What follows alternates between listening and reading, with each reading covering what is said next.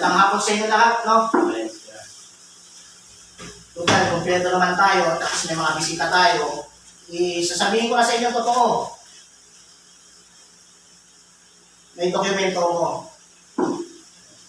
Ang dinadala ng misis ko, hindi akin. Ha? Itong dokumento na hindi ako pwede magkaanak. Ang dinadala yan, Sino ang tatay ng... ang best friend ko. Ito ba yan, ha? Ito. Ay, magandang hapon Okay po. ba sa'yo? Napakulit mo? Paano hindi magiging okay? Kaya mo, mas busy pa. Ano nangyari yan? May katunayan ko. Ano? Di ba hindi nila ako pagkain? Ano yun? Wala na, yan na. Sinabi ko na, hinibig ko na, dahil wala kang alam. Ito yung tatay niya. Masakit sa akin, pero kaibigan kita. Walang problema sa akin. Talagang tatanggapin ko. Siguro, total na, kung malabas naman ako, umalis ako, nag-ibang bansa ako. Panindigan ko yan sa taong mahal ko. Buntis ngayon. At hindi akin. At ikaw ang ama. Ano nangyari yan? Ano yan? Dalawa kayo. Ito ang dokumento na hindi ako pwede mag-anak. Totoo ba yan? May katibayan. May katibayan ako. Ano? Paano may paliwalagayin yan? Ipaliwanag mo sa akin. Ipaliwanag mo sa kanila. Ipaliwanag mo sa mga bisita natin. Hindi, kasi parang hindi, parang kailangan din naman talaga si Facebook kasi ang sabi mo bago pa umuwi. Ang kailangan. Hindi dahilan yan pa rin. Ako kaibigan mo ako. Bakit ginawa mo sa akin to? Pare, ano, Best friend pa naman kita. Ginawa mo sa akin to.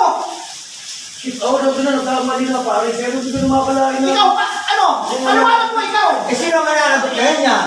Kasi ang dalawa naman sasama. Ilang taon na tayo, hindi pa rin ako nag-bukod.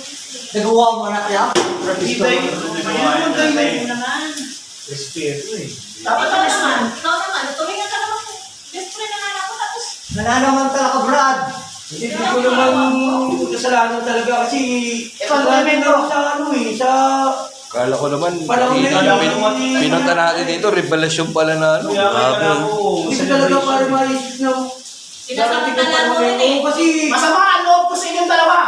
Ginawa niyo sa akin yan, ganyan. Ikaw, nagtitiwala ako sa'yo at nagtitiwala din ako sa'yo.